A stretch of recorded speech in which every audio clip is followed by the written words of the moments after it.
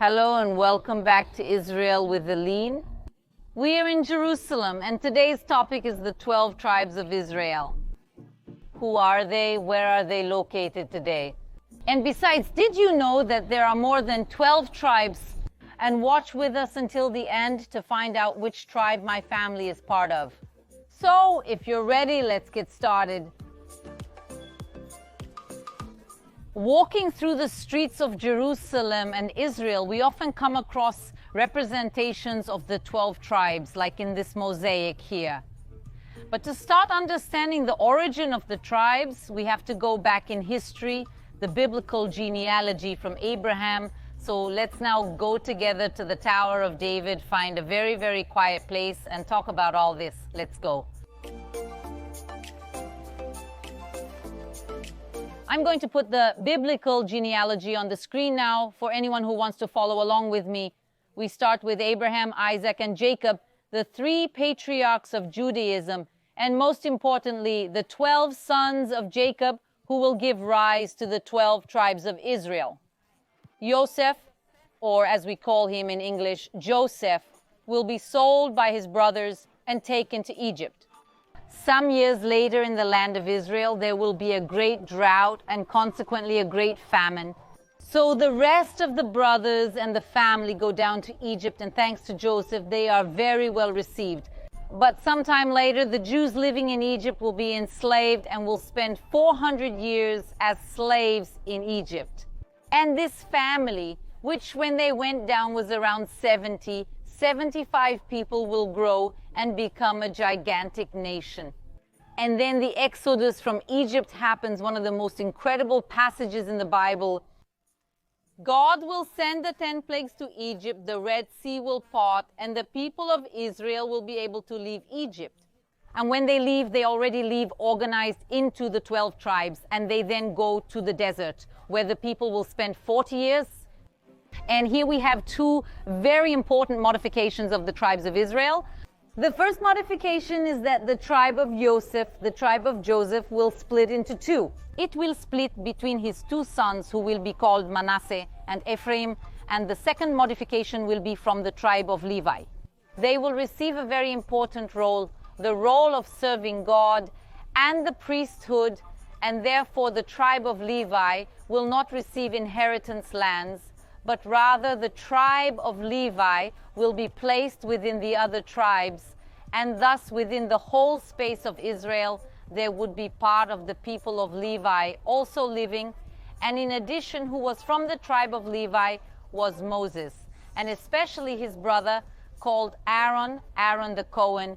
He will be the first priest of the people of Israel, and his descendants will continue to be priests. Until today, we know who are the descendants of Aaron, and therefore the tribe of Levi as a whole.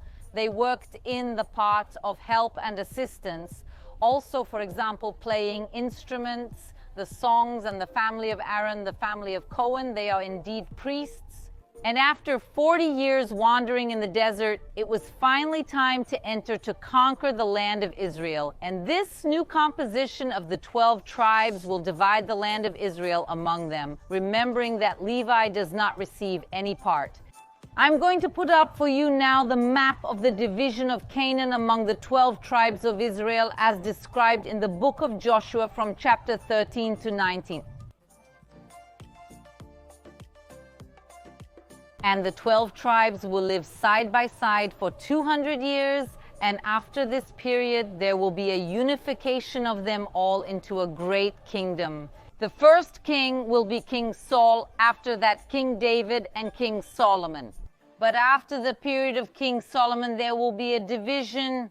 This great Jewish kingdom will be divided into two kingdoms.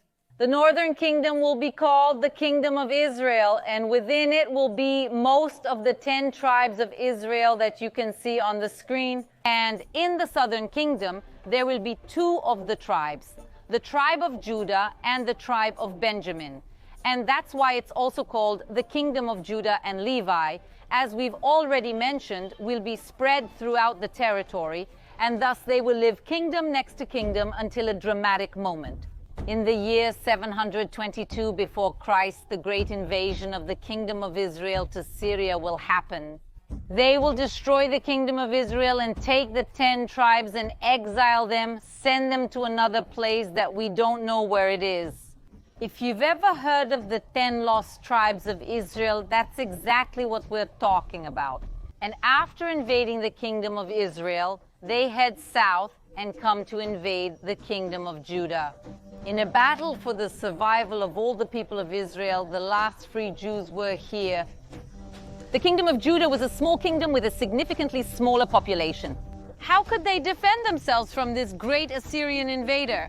And we are now going to our next place, precisely the location of the battle against the Assyrians. So let's go. This gigantic wall that you see behind me was built by King Hezekiah precisely to defend Jerusalem from the Assyrian invasion. And the construction of this wall is reported in the book of Isaiah. And King Hezekiah's strategy will work. And the Assyrians cannot conquer Jerusalem, and then they leave, and the kingdom of Judah is saved.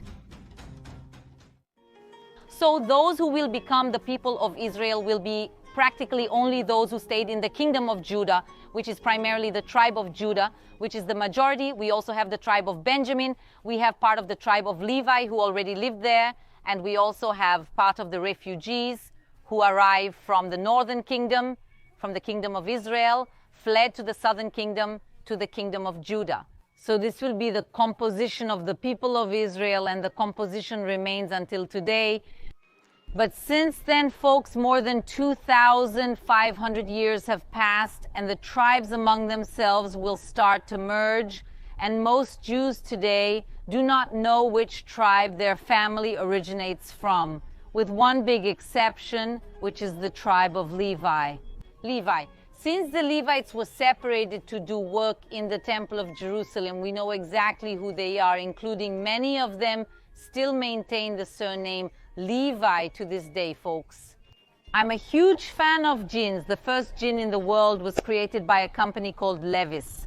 Levis is precisely because the man who created the company, it was his surname. And also, well, within the tribe of Levi, we continue to know who are from the family of Cohen. So Cohen is also a surname that is used to this day. Not necessarily all Cohens keep the surname, but many of them do. For example, the Cohen brothers are very famous filmmakers in the United States. And what I promised you at the beginning of the video was to tell you what my family is. So my father's family, we can't know what their tribe is. So we call those who don't know their tribe Israel, but my mother's family, both my grandmother and my grandfather were Cohen. They were from the family of priests of the Temple of Jerusalem. So I will now also put here in the edition for you the ketubah, my grandparents' marriage certificate, and you can see written in Hebrew, I will mark the word Cohen. That is, my mother's family are Cohen from the tribe of Levi, and my father's family, we don't know. And the last big question that we need to talk about is what happened to the 10 tribes of Israel, the 10 lost tribes. We know that the Assyrians are going to expel them from Israel, and we don't exactly know where they will be taken. But there are some Jewish communities around the world, descendants of Jews, who believe that maybe they are part of these lost tribes. The most famous and most important community is the community from India, who are probably descendants of the tribe of Manasseh. And just now, a few days ago, there was a special operation to bring part of this tribe back to Israel. And on December 15th, 252 descendants of the tribe of Manasseh arrived, who continue to practice Judaism to this day. And we can also see them singing upon their arrival at Ben Gurion Airport in Tel Aviv.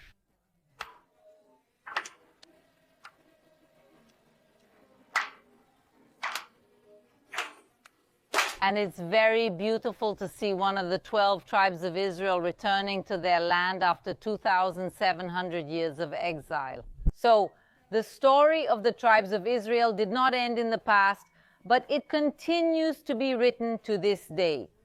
I hope you enjoyed this video. Don't forget to leave that like and also share with your friends.